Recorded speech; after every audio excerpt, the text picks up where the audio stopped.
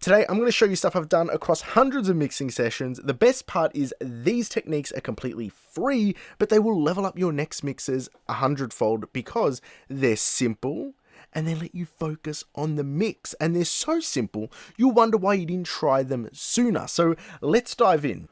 Right, the first thing is to link your bus effects. Now for me, when I'm mixing, I have these 4 channels at the end, which I can bounce from because they output to separate buses. And basically these print my main mix, my TV mix, my instrumental only mix. But when I'm mixing, I have a mix bus. I've got the clipper into Pro Q4, God Particles, some things going on. Linking the bus effects means while I'm mixing and I'm EQing the main mix bus, it actually changes the EQ on the instrumental and the TV bus as well. So all of these link together, and I actually stole this technique off Alex Pro Mix, the way he does his Atmos buses. So he gets sort of like a bus processing EQ and compressor across his whole Dolby Atmos mix. I've replicated that in my stereo version. Now, what I do here to set that up, all you have to do is go to the group, which is not my mix. You want to go into my mix bus groups. You're going to click modify there. And in the globals, you want to make sure that the globals, controls, and bypasses on the insert slots you're using are linked. So what ends up happening is whenever I go to change any setting on inserts, F to J, they all mimic on my TV bus and my instrumental only bus. This is just a really nice little speedy thing to do, but then I've also got to level up on this. So my little level up on here is if you're using bus compression, one big complaint a lot of people have is that the compression sounds a bit different on the instrumental only or the TV mix because it doesn't have the main lead vocal in it. What you can actually do here is as long as you set your sidechain to the mix, you can actually have your mix sidechain the instrumental only in the TV version, so you enable the sidechain to external, and then all these settings transfer with the sidechain input on and enabled. You're good to go. The next thing you want to do is set up a VCA all fader, and I'm going to show you exactly why this is so important at the start of mixing. Now, given a client sent me all the stems, I've set everything up, I've done my first pass where I just print everything to see how the levels are. I'm going to throw it into iZotope Audio Editor, and it's going to give me a reading of what the peak level is. So it's -2 decibels at its highest peak. What I like to do with the VCA fader before I start mixing, so I can gain stage into my mix bus, and if I want to use any hardware on my mix bus, it's all good to go, is I'll just get this value here down to -6. And to do that, instead of grouping all the faders or putting them through a bus or something, I just have this fader here, this VCA all fader, and I'll just drag it across so you can see its effect. Okay, I'll just have this VCA all fader, and I'll drag it down by 4 dB. And what this means is the entire mix is controlled, and it's down 4 decibels.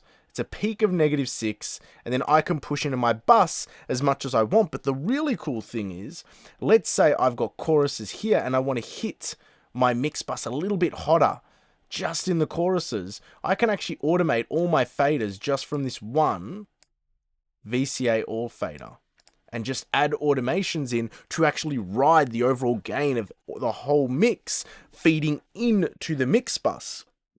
Then, if you want to get really spicy with it, you can go ahead and set up VCA faders for your effects, your lead vocals, your background vocals, all the other instrument groups, so you can actually ride these groups into their respective buses, into their respective processors or parallel processors to give it more drive or juice as you want to. Then what I've went and done is I've taken the background vocal VCA and the lead vocal VCA and mapped them to all the background vocals and all the lead vocals. So if the producer comes back and says he wants all the BVs down, all I have to do is ride these faders down together, and likewise if he wants the lead vocals up, I can do that as well, really simply and quickly in the mix without having to go to the buses of the individual vocalists. And that brings me to my third tip, which is with your vocalists. If you've got multiple vocalists, give them their own routing folder. This track has 12 separate vocalists. They all have their own folder, and once I get an internal quote-unquote mix for each vocalist, where their lead vocals and their stacks all put together,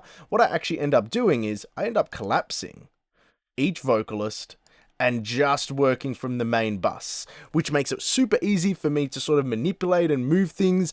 Often the producers will reference or spot out one vocalist and they'll go, so-and-so's vocal's a bit too loud in this section. So rather than having to navigate through hundreds of channels, I can just go straight to the routing folder, tweak what I need to, and then continue moving on.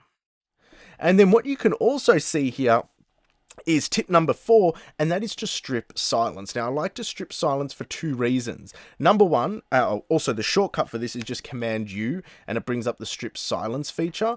But the reason why I like to strip silence is for 2 reasons. CPU, super important to minimize CPU, especially on a session this massive. It's a really, really, really big session with lots and lots of vocals. Want to save on CPU, but also, if I ever want to add any clip effects or process any particular phrases or words from any section in the mix, I can do that straight away. Now, this 5th one is something which screwed my head in last month. 32-bit. Set up all your sessions as 32-bit or 24 8-bit float. The reason being is when you render an audio file, when you import an audio file and it renders it to your project folder, you want it to render any sample values over 0 and retain them. I, by default, set up my sessions at 32-bit.